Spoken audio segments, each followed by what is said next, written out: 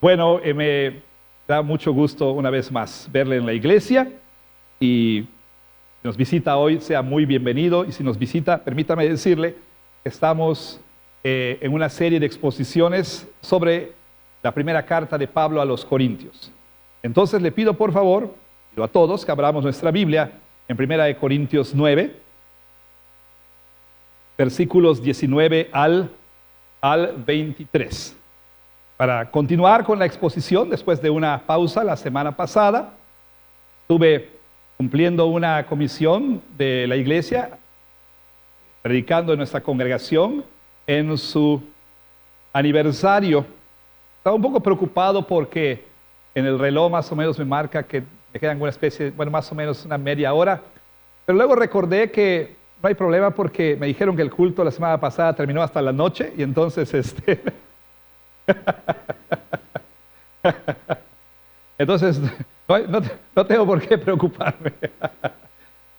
Gracias pastor por la fiel predicación. Ya me dijeron que estuvo muy buena la predicación el domingo anterior. Bueno, aparte tuvieron un break, un descanso de su servidor, pero espero que me hayan extrañado. Yo sí les extrañé, la verdad. Bueno, vamos entonces a buscar, a localizar Primera de Corintios 9 del 19 hasta el 23. Aparte de este o después de este nos quedará un sermón más del capítulo 9.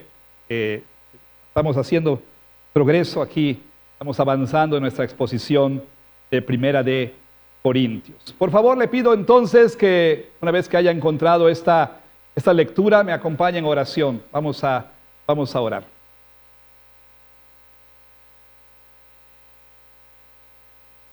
Muchas gracias, Señor, por la lectura de tu palabra.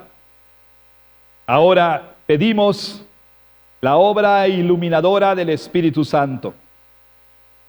Queremos rogar que Dios, el Espíritu Santo, ilumine nuestro corazón para entender, para recibir, para creer tu palabra y que nos mueva, que mueva nuestra voluntad a la obediencia.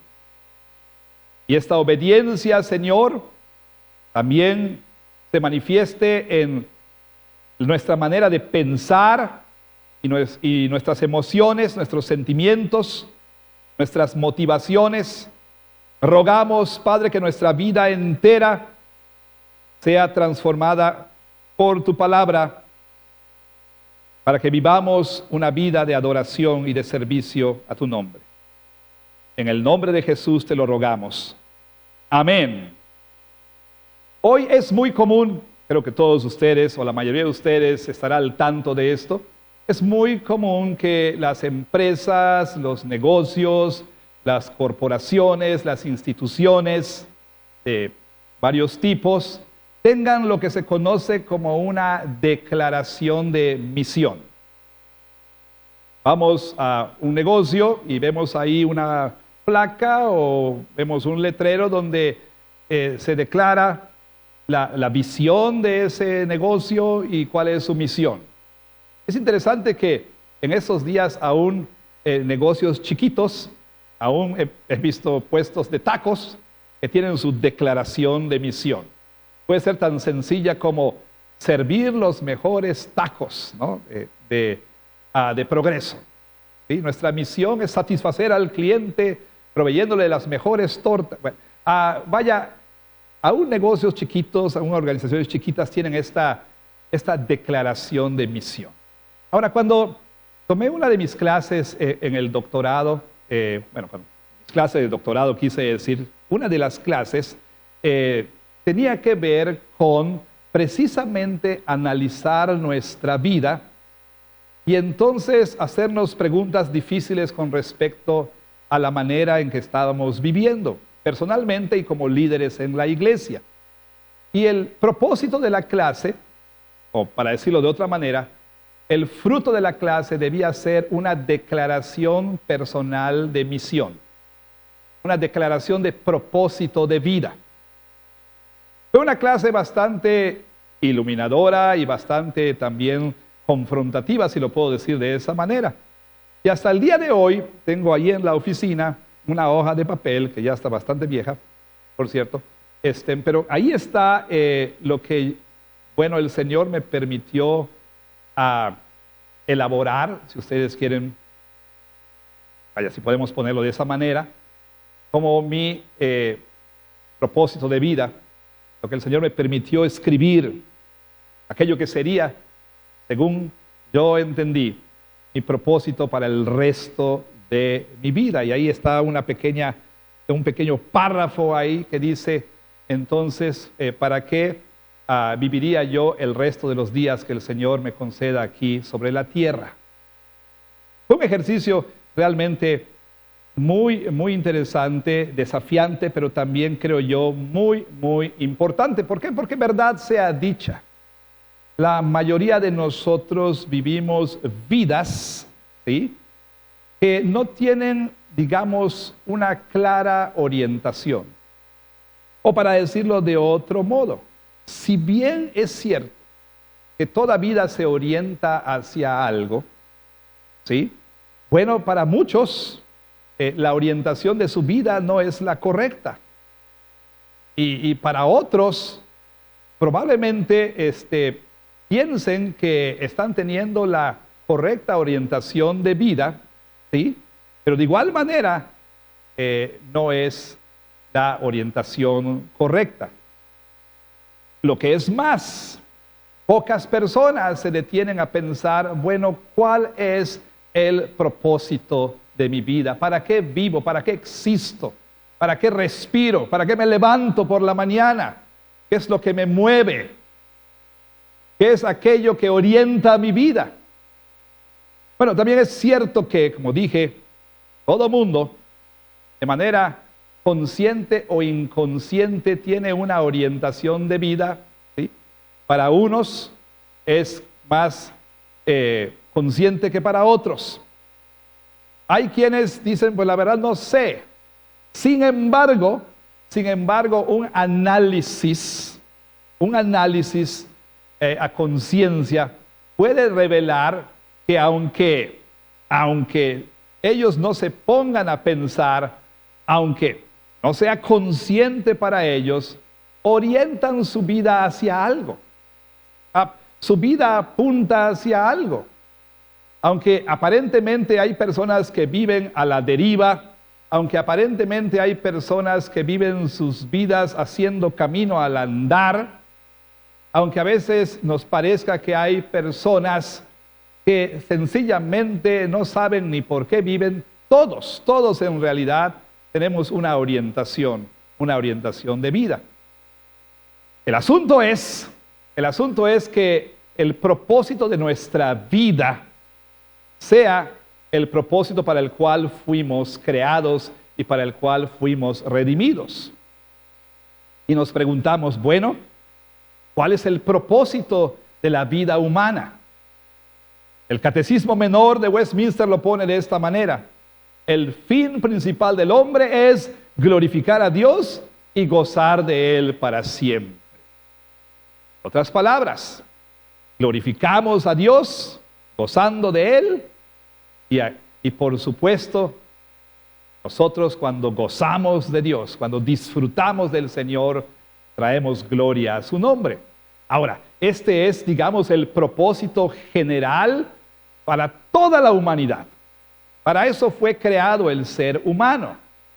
Claro está que los seres humanos nos rebelamos en contra del Creador y entonces, habiendo conocido a Dios, ni glorificamos a Dios, ni le dimos gracias, nos envanecimos en nuestros necios razonamientos y nuestro corazón fue entenebrecido y entonces empezamos a vivir un propósito diferente para el cual fuimos creados. Empezamos a vivir para nuestra propia gloria.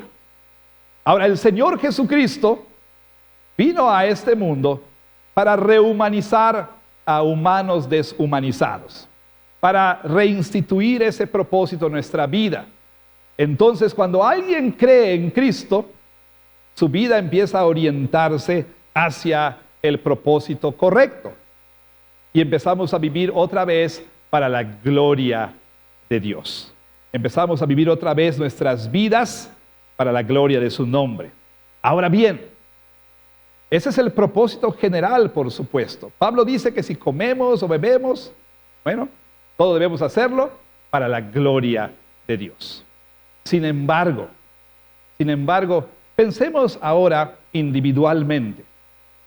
Le hago la pregunta, ¿para qué vive usted? Y no quiero que me diga para la gloria de Dios. ¿Cuál es el propósito de su vida? ¿Por qué se levanta en la mañana? ¿Qué orienta y guía sus decisiones? ¿Sí? ¿En función de qué hace usted decisiones? ¿En función de qué elegimos un trabajo, una carrera?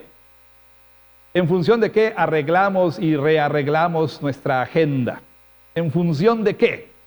¿Cuál es el propósito que orienta nuestra vida? Es una muy buena pregunta que usted y yo deberíamos hacernos esta mañana. En 1 Corintios 9, el apóstol Pablo nos ha dicho cuál es el propósito de su vida. Y en nuestro pasaje, Pablo va a ser un poco más específico. Él nos ha dicho que su vida puede describirse de esta manera. Yo vivo mi vida, diría el apóstol Pablo, por causa del Evangelio. Yo vivo mi vida en función del Evangelio. El Evangelio es lo que da orientación a mi vida. El Evangelio es el centro de mi vida. El Evangelio es, por supuesto, ese buen blanco al cual yo apunto. Pablo ha dicho claramente que él vive por causa del Evangelio.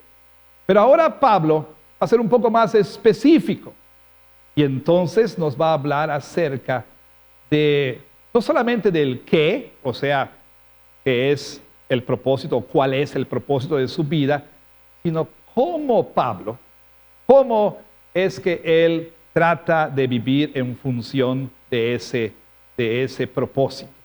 Y finalmente el apóstol Pablo nos va a decir cuál es la motivación. En cierto modo, por supuesto, ya nos la ha dicho. ¿Qué le motiva a él para vivir como vive? Nos dice, bueno, cuál es su propósito, nos dice cuál es su estrategia y nos dice cuál es su motivación también en este pasaje. Así entonces, al ver juntos aquí lo que el apóstol Pablo nos dice, pregúntese usted, hágase esta pregunta. ¿Tengo claro el propósito para mi existencia? 2, ese es el propósito correcto. Para eso debería yo vivir.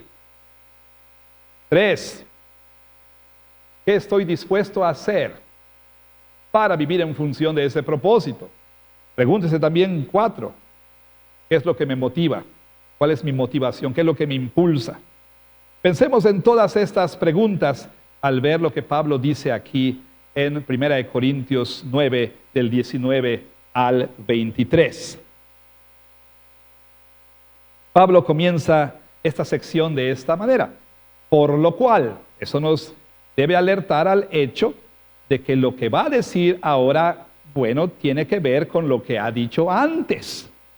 ¿Y qué es lo que el apóstol Pablo ha dicho antes? Bueno, él dice, siendo libre de todos, me he hecho siervo de todos. Pablo claramente ha dicho al principio del capítulo 9 que él es libre, que él goza de libertad. ¿Y de qué libertad está hablando aquí? De su libertad en Cristo. Ahora, para entender qué es lo que el apóstol Pablo está diciendo, tenemos que recordar que el capítulo 9 es parte de un argumento que Pablo está desarrollando. ¿Qué motivó ese argumento que comienza en el capítulo 8, versículo 1 y se extiende hasta el capítulo 11, versículo 1?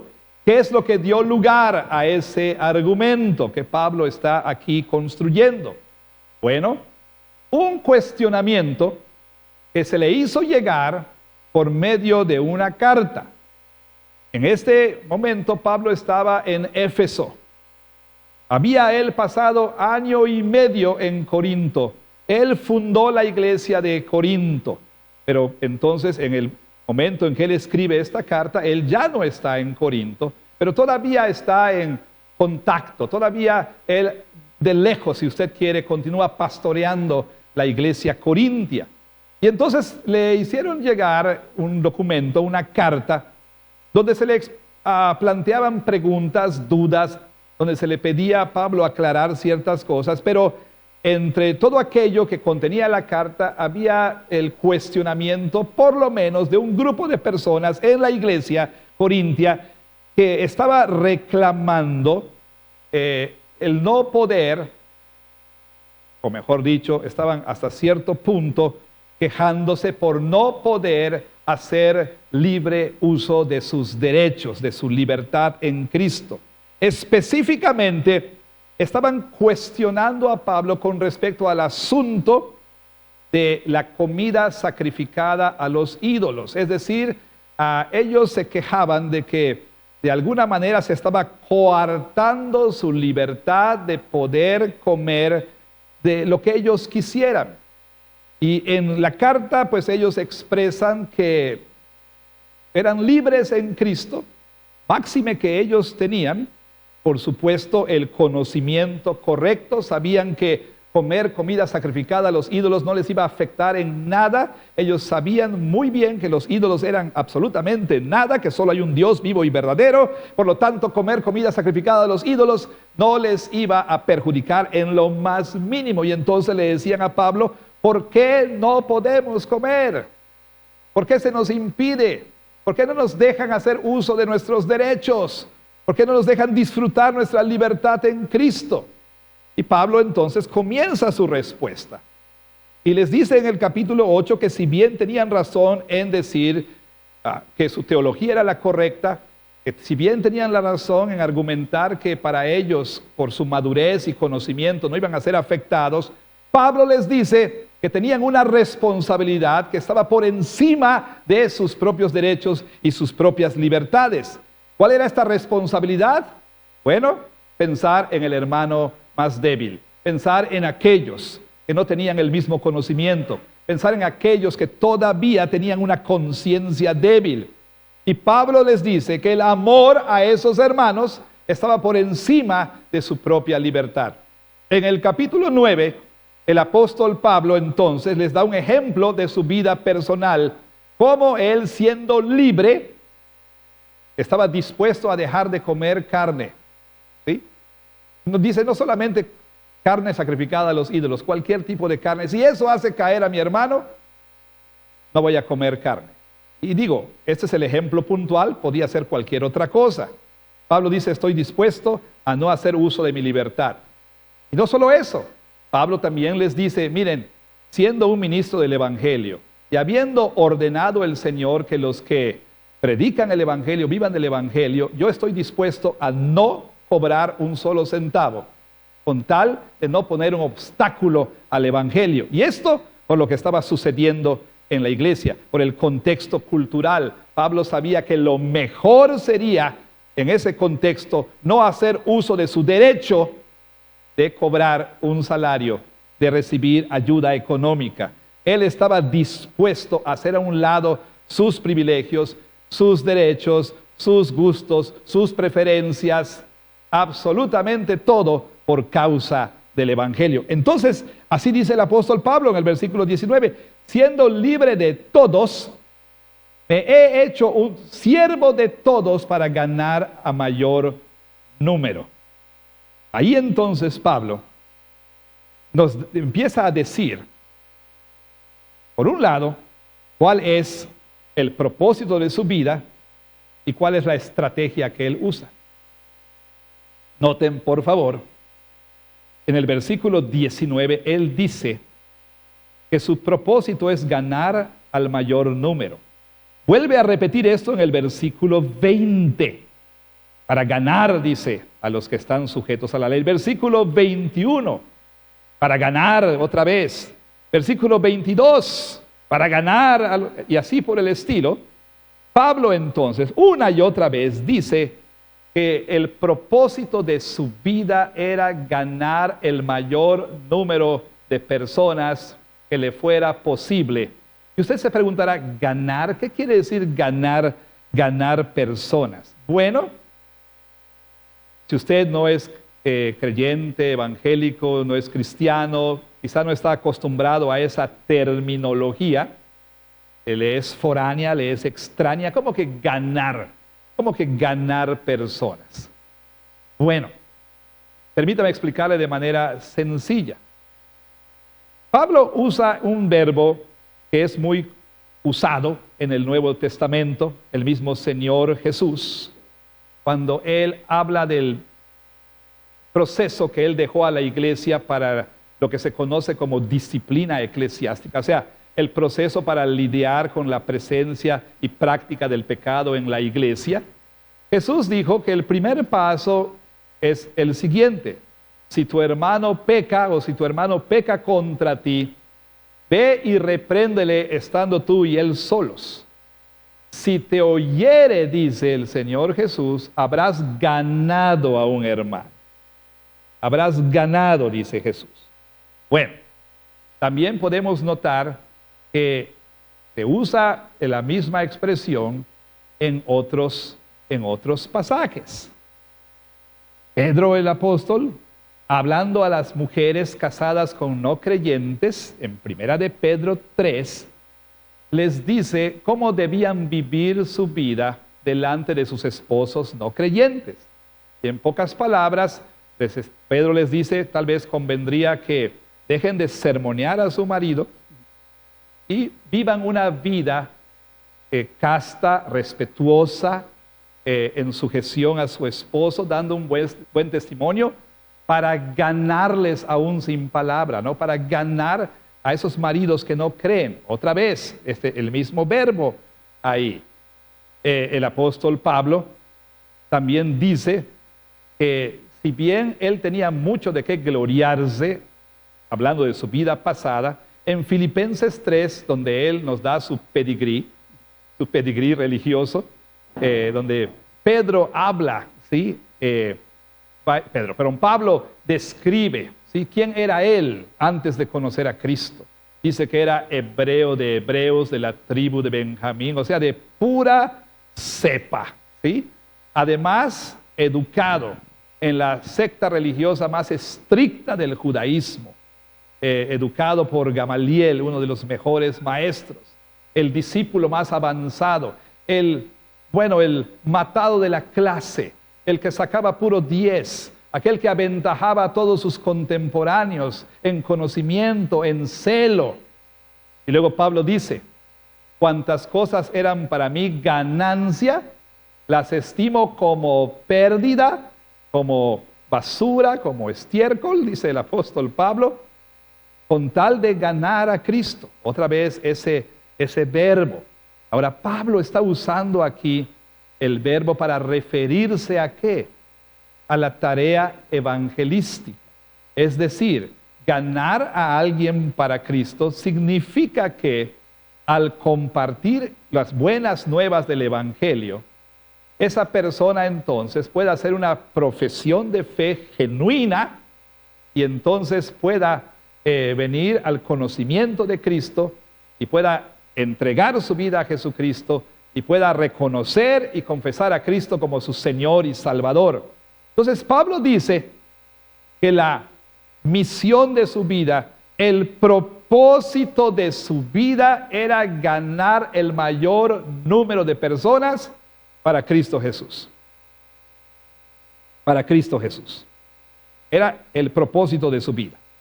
Lo cual obviamente invita a la pregunta, ¿y qué de mí? ¿Dónde está ganar gente para Cristo? ¿Dónde se sitúa eso? ¿Aparece en el propósito de mi vida? ¿Puedo decir que ese también es mi propósito? ¿Puedo decir que yo vivo queriendo ganar al mayor número de personas para Cristo? Creo que es una pregunta que nos debe confrontar a todos nosotros. Y Pablo entonces dice cuál es su estrategia, cómo lo hace, cómo lo hace. Y aquí entonces Pablo nos da 3 ejemplos. 2 tendrían que ver, si usted me lo permite, con asuntos misiológicos Y uno, a mi entender, tiene que ver con un asunto eclesiológico. Y usted dirá, ¿qué quiere decir eso? Bueno, los primeros dos ejemplos que Pablo da tienen que ver con las misiones, con el evangelismo, pues, ¿sí? Con ir a las personas, con ir a otras culturas, con ir a otros países para comunicar el evangelio. El último ejemplo, a mi entender, tiene que ver con lo que Pablo ha estado diciendo aquí. Bien importante que nosotros no divorciemos, que no aislemos 1 Corintios 9, 19 al 23 de lo que Pablo ha estado diciendo. ¿Por qué? Porque Pablo, recuerde usted, está argumentando, ¿sí? Está diciéndole a estos corintios cómo deberían vivir sus vidas. Ya les dijo, ustedes tienen que estar dispuestos a hacer a un lado sus derechos por causa de los débiles en la iglesia. Ya les ha dado un ejemplo personal. Yo mismo hago lo que les estoy diciendo. Siendo libre, estoy dispuesto a no usar mi libertad. Teniendo derecho a recibir un salario, lo hago a un lado con tal de no poner obstáculo al evangelio. Y entonces aquí Pablo va a ser un poco más explícito en cuanto a lo que está diciendo. Primero veamos los versículos 19, 20, 21, donde Pablo dice lo siguiente: por lo cual, siendo libre de todos, me he hecho siervo de todos. Pablo está consciente de quién es. Él es un siervo, y es un siervo de Cristo.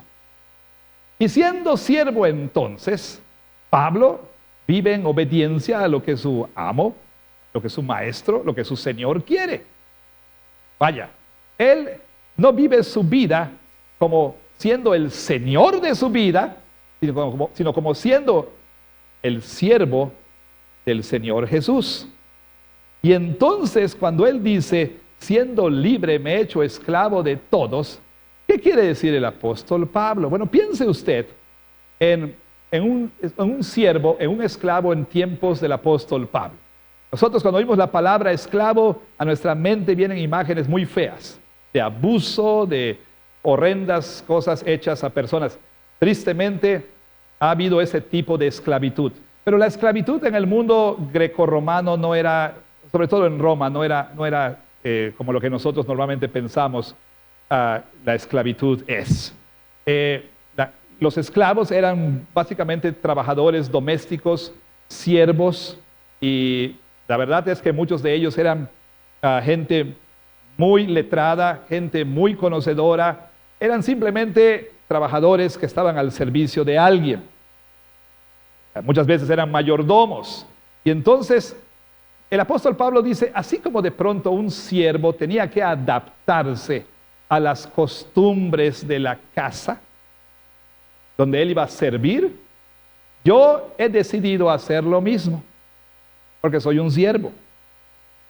Yo no voy a demandar mis derechos, ni voy a estar reclamando mis privilegios.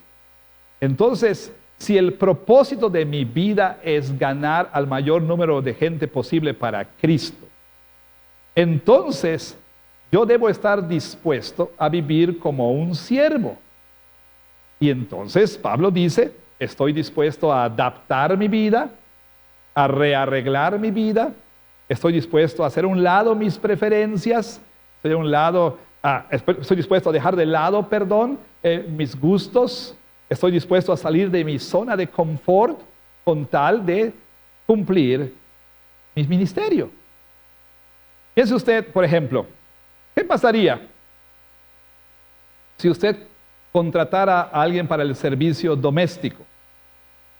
Y entonces usted empieza a decirle que pues la hora de levantarse es a las 5 de la mañana, se va a desayunar a las 7, en fin.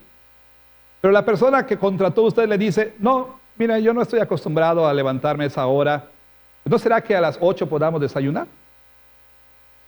Inmediatamente estaría usted despidiendo a esa persona, muy probablemente.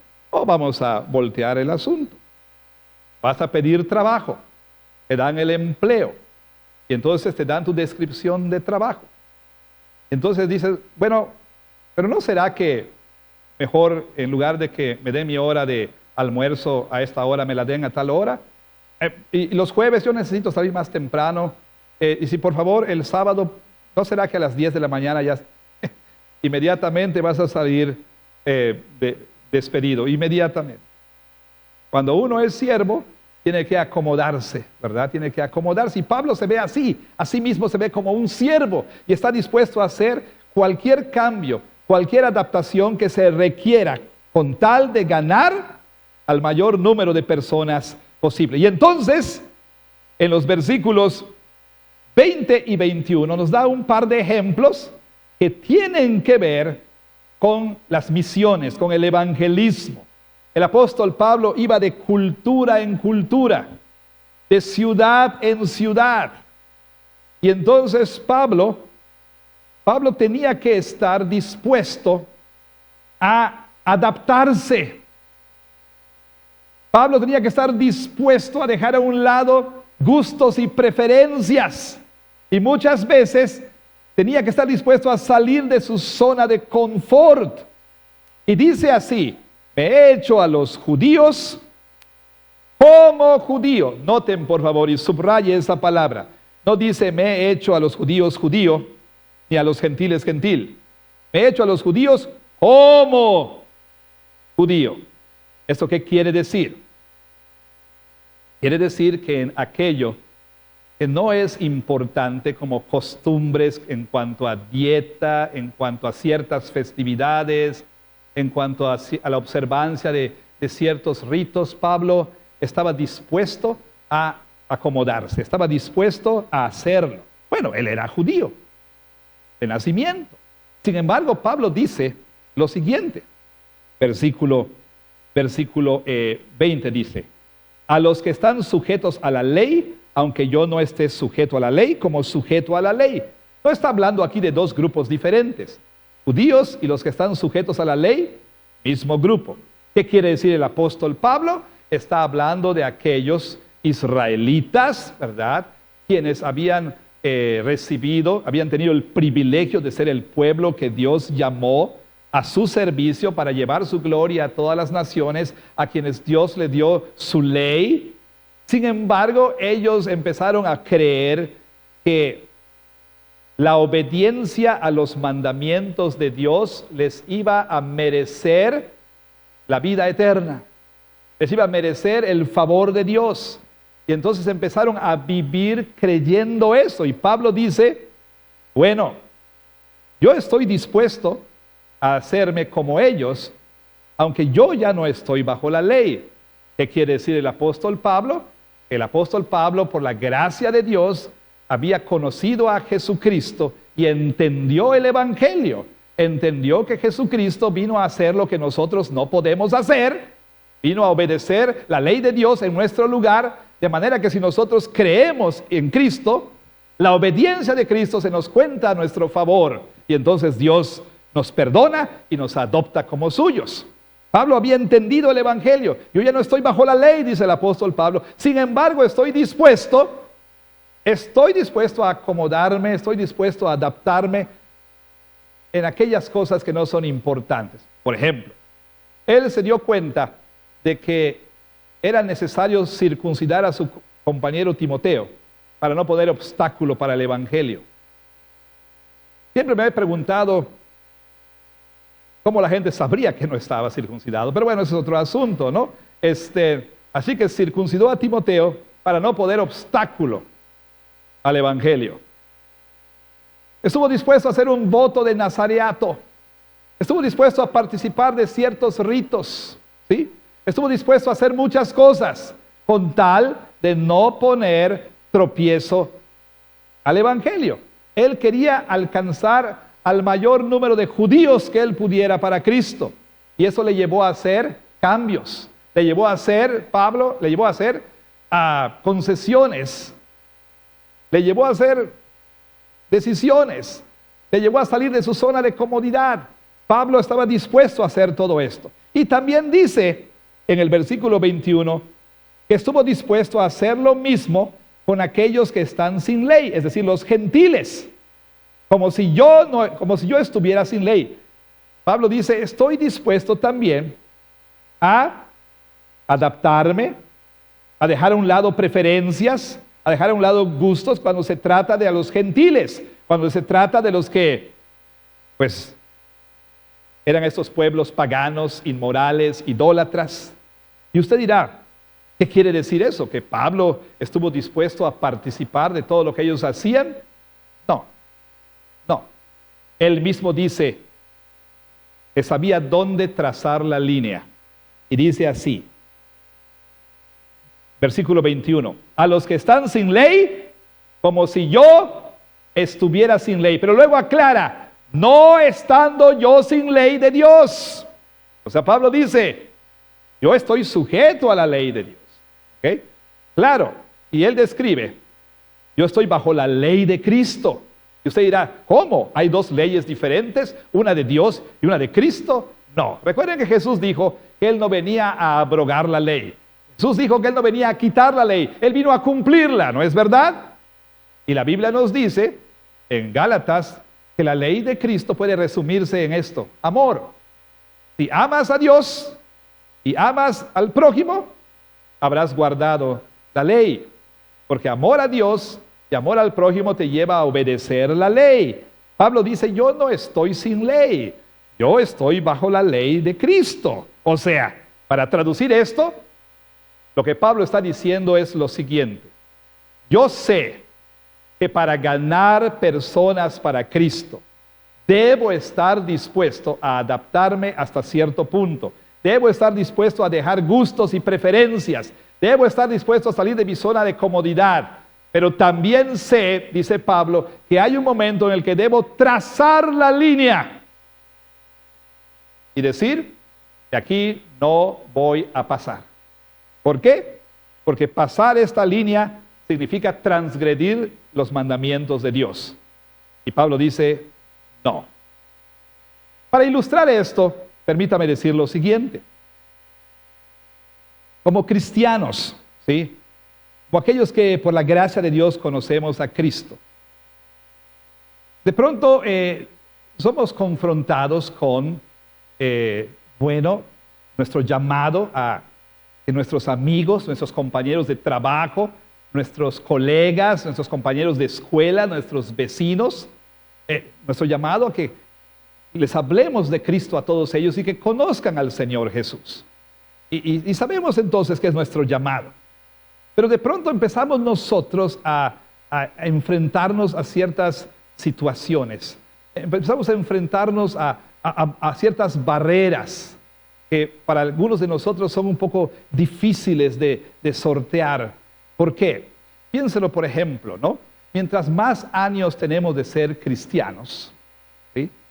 Mientras más años hemos pasado en la iglesia, más nos hemos alejado de la gente que no está en la iglesia.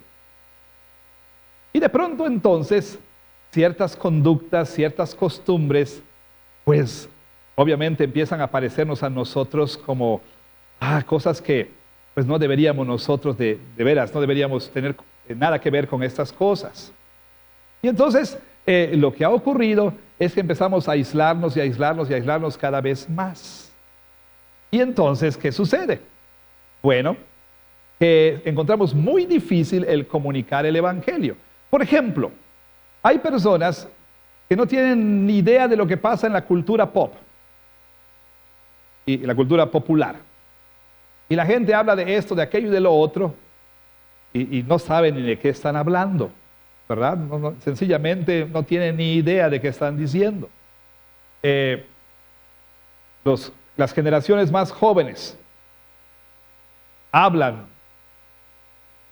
tienen costumbres y tienen maneras de vestirse que nos parecen demasiado foráneas. Todo esto representa un problema para nosotros, ¿sí? Pero también empezamos a enfrentarnos a cuestiones culturales, como por ejemplo, ¿sí? Tenemos esta ideología en la cultura y tenemos una pareja gay en nuestro vecindario, ¿ok? O tenemos un familiar que también es gay. Y empezamos nosotros a decir, bueno, quiero hablarle del Evangelio, pero no quiero invitarlo a mi casa, porque ¿cómo voy a invitar a una persona así a mi casa? ¿No? Y peor aún, esa persona que se identifica de tal manera tiene una pareja. Le voy a decir, bueno, te invito a ti, pero no traigas a tu pareja. Y empezamos con esta cuestión, ¿qué debo hacer? ¿Qué debo hacer? ¿Será que el Señor me llama a no tener contacto con esas personas? ¿O mi llamado incluye invitarlo a mi casa para tener una cena? ¿Qué debo hacer? Y el apóstol Pablo, ¿qué diría el apóstol Pablo? Yo creo que el apóstol Pablo diría, invítalo a tu casa. Yo creo que el apóstol Pablo diría, si te invita a él a cenar a su casa, ve. Ve. O, piense usted, sus amigos le invitan a una fiesta y usted dice, no voy porque van a servir trago. Y ni en silla de escarnecedores me he sentado. Y entonces usted empieza a rechazar invitaciones, y cuando se da cuenta, sus amigos ya le dejaron de invitar. ¿Sí? Porque usted rechaza invitaciones. ¿Qué le diría el apóstol Pablo si sus amigos no cristianos le invitan a una fiesta? El apóstol Pablo le diría, ve, sabiendo dónde debes trazar la línea. Volvamos al primer ejemplo. Tengo que ser muy cuidadoso aquí por el tiempo. Volvamos al primer ejemplo. Hay una línea, ¿sí?, que debe trazarse. ¿Cuándo? No es lo mismo, por ejemplo, invitar a los compañeros homosexuales a tu casa que asistir a una boda homosexual. Ahí es cuando debes trazar la línea. Ahí es cuando debes decir no. Ahí es cuando ni modos. Vas a ofender a las personas, pero ni modos. No es lo mismo invitarlos a cenar a tu casa que asistir a una boda homosexual. Muchos ejemplos que podemos dar aquí también. ¿Sí? Por ejemplo, que su sobrina tal tiene un novio, ¿ok? Y entonces el novio y ella cohabitan, viven juntos. ¿Qué diría el apóstol Pablo? Córtalos de tu vida. No. ¿Qué diría el apóstol Pablo? Nunca los vuelvas a invitar a tu casa. No. Pero otra cosa muy distinta es que, oye tía, ¿nos podemos quedar a dormir aquí en tu casa? No, a menos que yo duerma contigo y tu novio con tu tío. Y esposados.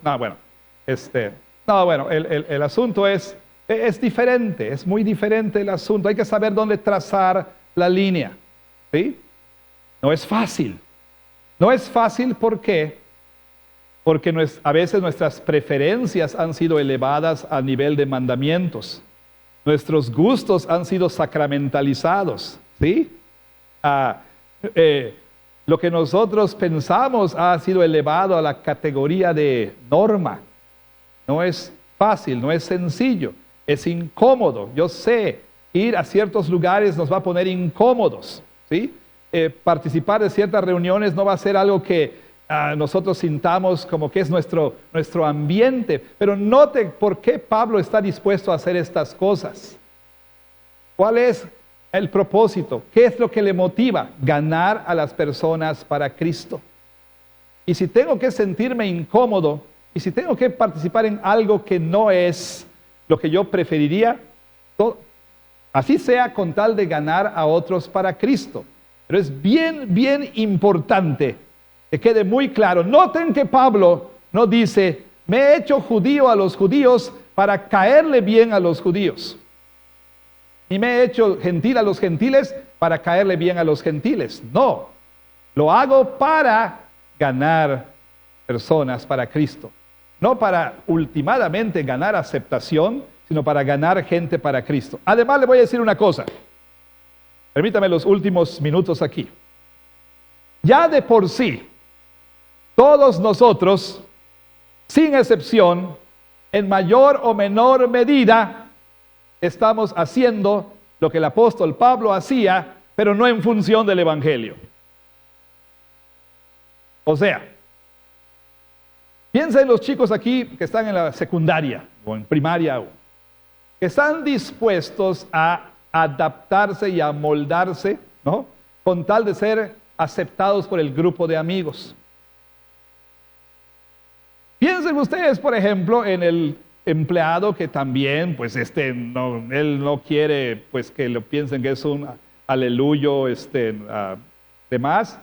Entonces, oye, estamos organizando aquí y pues con tal de, pues que no lo burlen y demás, pues se une a lo que se está haciendo. Oye, que fíjate que estamos saliendo y después vamos a ir por el periférico a cierto lugar ahí, pues va también. ¿Por qué? Porque pues no quiere ser hecho a un lado. O piénsalo también. Ya hemos dicho esto en sermones anteriores. Estamos dispuestos a adaptar nuestra vida, a moldar nuestra vida, a arreglar nuestra vida, a rearreglar nuestra vida en función de aquello que considero lo más importante. Piénselo. Pedimos permiso a veces en el trabajo porque tenemos una cita médica importante, ¿verdad? Pues sí. Pedimos permiso en el trabajo porque pues nuestros hijos, importante. Pedimos permiso en el trabajo porque es que, ¿saben qué? Va a venir cierto artista y no me lo quiero perder. Y pues no sé si sea importante, pero lo hacemos, ¿no? Pedimos. ¿Cuándo fue la última vez que dijimos al patrón, oiga, mire, yo sé que me toca trabajar el domingo, pero quiero trabajar doble turno para estar libre el domingo, para estar en la iglesia? ¿Cuándo fue la última vez que hicimos eso? O sea, rearreglamos nuestra vida en función de lo que creemos importante. Estamos dispuestos a hacer cambios, estamos dispuestos a hacer concesiones, estamos dispuestos a dejar a un lado lo que tengamos que dejar a un lado por aquello que consideramos importante. Ya lo estamos haciendo. Nos adaptamos, nos amoldamos, rearreglamos todo. Que viene el pariente, rearreglamos nuestra vida entera. Que va a haber aquello, rearreglamos nuestra vida entera. Rearreglamos nuestra vida entera. La pregunta es si estamos dispuestos a hacerlo en función del Evangelio. Ahora, si el Evangelio no es importante y si ganar personas para Cristo no es importante, pues no estaremos dispuestos a dejar nuestra zona de confort, a dejar nuestras preferencias, a dejar nuestros gustos, etc.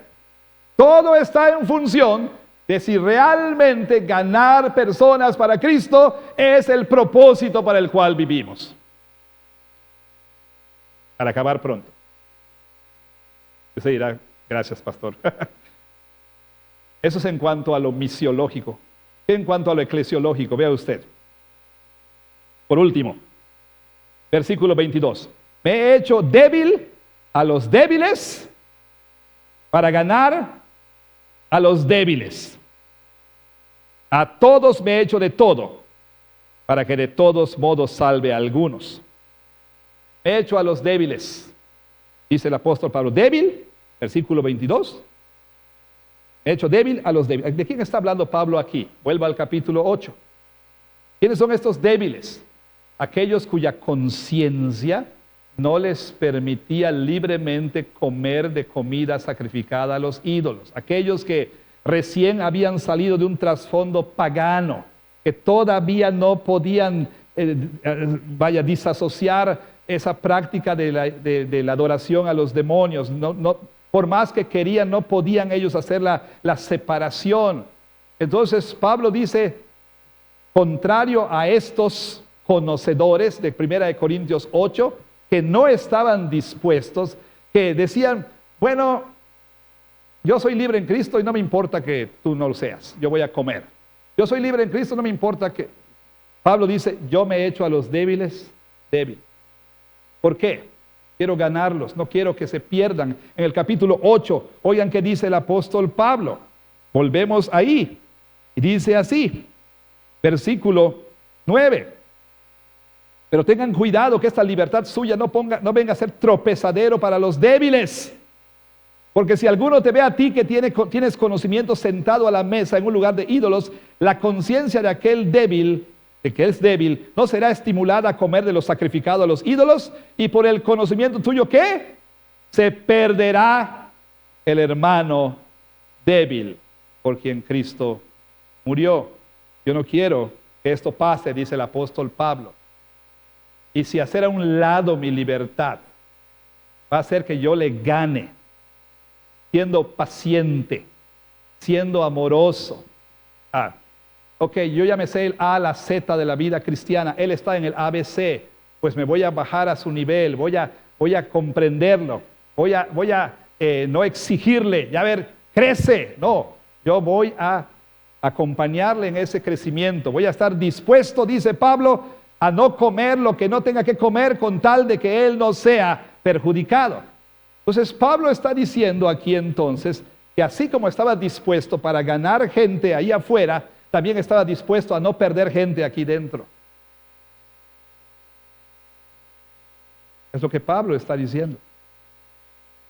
Voy a hacer todo lo que tenga que hacer para ganar a los que están afuera, pero también para no perder a los que están dentro. Y esto es más serio de lo que pensamos, y esto nos va a servir como puente para el sermón de la vez siguiente. Con esto concluimos. Versículo 23. Y esto hago por causa del Evangelio. ¿Para qué? Para hacerme copartícipe de él. Esta versión quizá no ofrece la mejor traducción. Pablo está diciendo algo así como para que yo participe con ellos de las bendiciones del Evangelio. Ciertamente, cuando alguien cree en Cristo, viene a participar de las bendiciones del Evangelio. Pero Pablo está diciendo algo así como, yo no quiero perderme de eso. Y esto tendrá más sentido cuando usted lea los ejemplos que Pablo pone a continuación. Ejemplos de la vida cotidiana.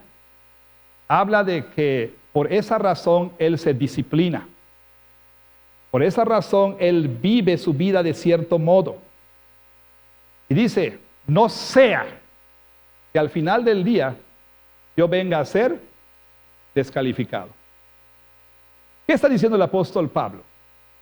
Está diciendo que puede perder su salvación por fallar en estar dispuesto a adaptarse para ganar a los de afuera y los que están dentro.